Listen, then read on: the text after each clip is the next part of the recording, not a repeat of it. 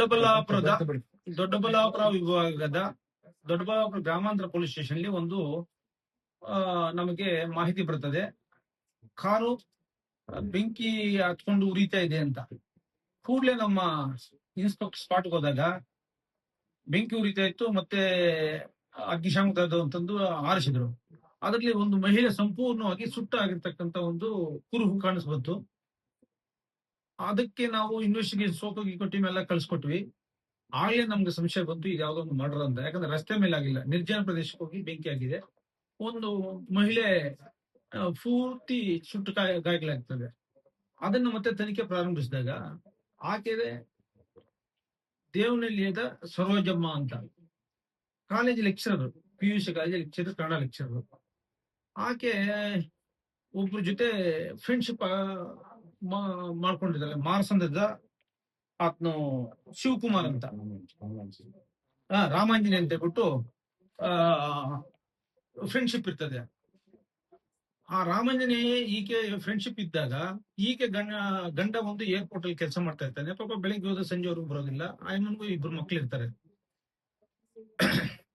So ಈತ್ನು ಆಯಮ್ಮನ ಮಧ್ಯೆ ಏನು ಘರ್ಷಣೆ ಆಯ್ತು ಅಂತ ಗೊತ್ತಿಲ್ಲ. ಒಂದಿನ ಕಾರು ಬಾಲಸಂದ್ರ ಮುನಿಯಪ್ಪನ ಮಗಂದು ಕಾರ್ ತಗೊಂಡು ಆಕೆಯನ್ನು ಕೂರಿಸ್ಕೊಂಡು ದೊಡ್ಡಬಳ್ಳಾಪುರ ಕಡೆ ಹೋದಾಗ ಒಂದು ನಿರ್ಜನ ಪ್ರದೇಶಕ್ಕೆ ಹೋಗ್ತಾನೆ. ಅಲ್ಲಿ ಬೆಂಕಿ ಹಚ್ಚಿಬಿಡ್ತಾನೆ. ಇದು ತಪ್ಸ್ಕೊಂಡ್ ಬಂದ್ಬಿಡ್ತಾನೆ. ತಪ್ಸ್ಕೊಂಡ್ ಬಂದ್ಬಿಟ್ಟು ಅವನು ಅಲ್ಲಿ ಬಟ್ಟೆ, ಶರ್ಟು ಮತ್ತೆ ಮೊಬೈಲ್ ನ ಬಿಸಾಕ್ ಬಂದಿರ್ತಾನೆ. ನಾವು ಇಮಿಡಿಯೇಟ್ಲಿ ಅದನ್ನ ಟ್ರೇಸ್ ಮಾಡಿದಾಗ ಈತು ಅಂತ ಗೊತ್ತಾಗ್ಬಿಡ್ತದೆ. ಅಷ್ಟೊತ್ತಿಗೆ ಮಾನಸಂದ್ರ ಮುನಿಯಪ್ಪನ ಮಗನಿಗೆ ಈ ಗಾಂಜಾ ಕಾರು ಸುಟ್ಟೋಯ್ತಲ್ಲ, ಮೆಸೇಜ್ ಹೋಗ್ತದೆ, ನಿನ್ನ ವೆಹಿಕಲ್ ಗೆ ಫೈರ್ ಆಕ್ಸಿಡೆಂಟ್ ಆಗಿದೆ ಅಂತ. ಲೊಕೇಶನ್ ಶೇರ್ ಆಗ್ಬಿಡ್ತದೆ. ಈಗ ಟೆಕ್ನಾಲಜಿ ಬಂದಿದೆ. ಕೂಡಲೇ ಆತ ಅಲ್ಲಿ ಬರ್ತಾನೆ. ಆತನೇ ಕಂಪ್ಲೇಂಟ್ ಕೊಡ್ತಾನೆ, ನನ್ನ ವಾಹನನ ನನ್ಗೆ ಬೇಕು ಅಂತ ಇವತ್ತು ಇದನ್ನ ತಗೊಂಡೋದ ಅಂತ.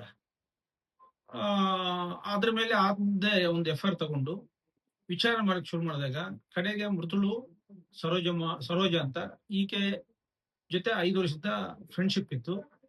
ಸೊ ಆತ್ಮ ಪತ್ತೆಗೆ ನಾವು ಕ್ರಮ ತಗೊಂಡಾಗ ನಮ್ಗೆ ರಾತ್ರಿ ಮಿಡ್ ನೈಟ್ ಅಲ್ಲಿ ಗೊತ್ತಾಗ್ತದೆ, ಬಿಡದಿ ಹತ್ರ ರೈಲ್ವೆಗೆ ತಲೆ ಕೊಟ್ಟು ಸತ್ತೋಗಿರ್ತಾನೆ. ಸೊ ಕ್ಲಿಯರ್ ಕಟ್ ಇದು ಆತ್ಮ ಮಾಡಿದ್ದಾನೆ.